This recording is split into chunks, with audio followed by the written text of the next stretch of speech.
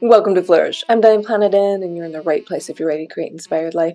And we do so by working on our own personal development so we can be strong role models for those we love and mentor. Today, I'm going to share an article that is going to help your memory. Doesn't matter what you're learning, what you're doing, what level you're at, what do you want to remember, and what's the best way of going about it? Well, it turns out this method has been around for a long time, but it's not really utilized, say, in the school system. I'm going to begin at the end of the article, just to give you a little clue. Here I go. It says at the end, it is a tantalizing thought that good acting is both completely spontaneous and repeatable on demand. When something is repeatable, it is usually open to exploration, making acting a potentially fertile ground for further investigation of human cognition. Now, before you think, oh, I'm not an actor, I don't know how to act, what does that have to do with your memory? Well, it turns out that you can improve your memory or memorization by acting things out. And that totally makes sense because when you think about when you are a little child and you're learning what different objects are, when your mother hands you a spoon, she'll say spoon. That has an action there, there's a sound there, and there's movement between the mother and child. Same thing with a ball. That's how you learn what that is. And there's action there. And I might be oversimplifying it, but I'm trying to keep it simple because these fancy papers written by scientists and they can be a little bit too much. It's a lot of verbiage. And I'm trying to just narrow it down that if you put learning anything into action, you have better cognition, better recall, a better memory. So, how this all evolved in the beginning, this is actually, the article is from Noice and Noice, Helga and Tony Noice at Elmhurst College, and it copyright 2007. So I just wanted to put that out there so you have some kind of point of reference, and I will include the citation in the show notes. But here's where it gets really interesting. They've done a lot of experiments, mostly with actors in this paper. And she says, or they say, pardon me, they did some follow-up experiments and with 6 actors. 5 months after the final performance of a play, in experiment 1, participants recalled 2 of their scenes either sitting or moving about an empty room that bore no resemblance to the original learning environment. Once again, there is a significant memory advantage for lines accompanied by movement. So they were reenacting the play and could recall their lines 5 months later and not on a stage set.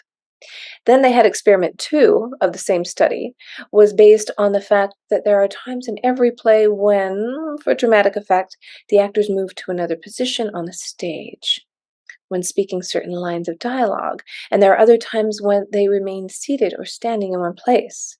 It was shown that lines that had originally been performed while the actors had moved about the stage were better recalled months later than the lines that had been performed while the actors remained in place. This finding held true regardless of recall conditioning, moving or not moving, negating the possibility that input-output similarity was responsible. So they even had better recall when the part of the play, the verbiage was an action. So if they were walking across the room and they were talking, better recall than say they were sitting in a chair and having a conversation. Fascinating. Energy in motion, right? It's just absolutely fascinating. And then I started thinking about, well, what do I do to remember things?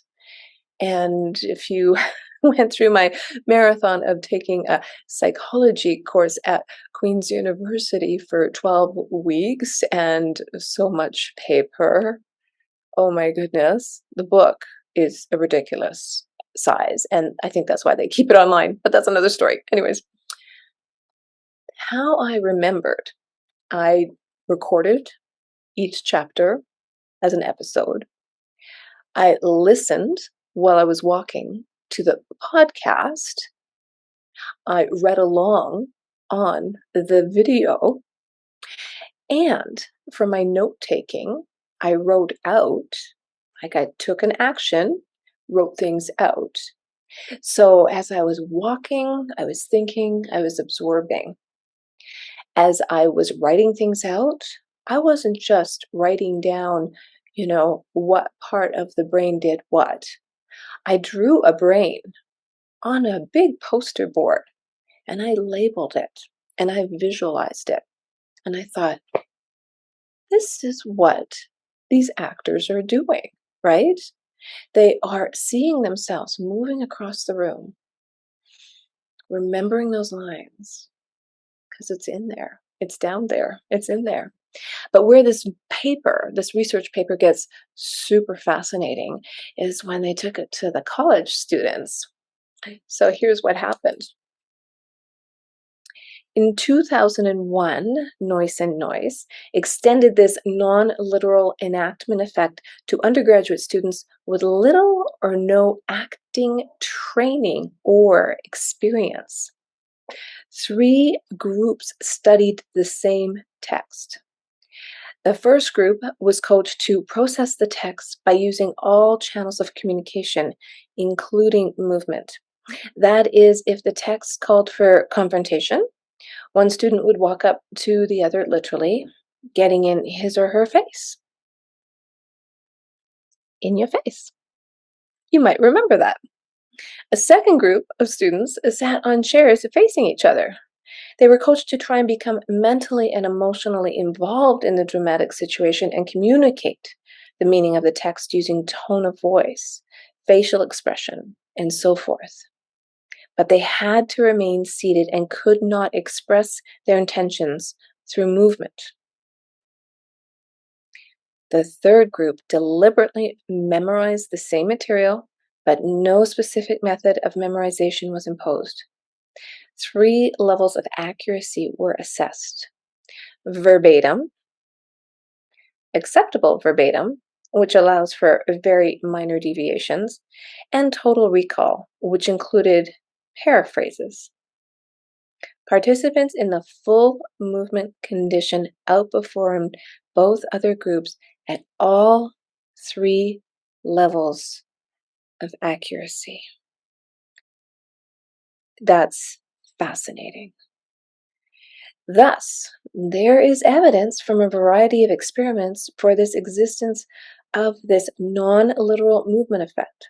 But the underlying reason, connection at a higher order, goal-directed level, has only been inferred from actors' reports and, until now, has not been established empirically. For example, in an early descriptive study, one actor stated, "The movement is a lot for the memorization. If the blocking is good, and blocking is, how the scene is supposed to happen, then emotionally the words are right. So that when you move in a certain kind of way, it becomes natural to say those kinds of words." And that was from Noice's paper in 1992. So fascinating. So what are you struggling with learning? What is your child struggling with learning? Doesn't matter what grade they're in, right? They could be at the university level. They could be at the high school level.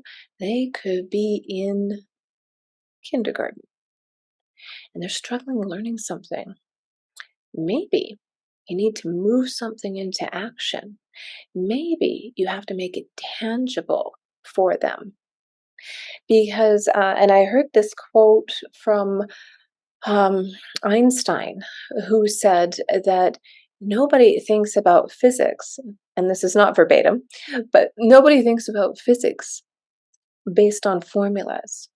They imagine it in their heads. They see it happening. And he saw himself sitting on, a bolt of light as he was exploring the physics. So, next time you're thinking, I really would like to improve my memory, I would really like to remember people's names, for example.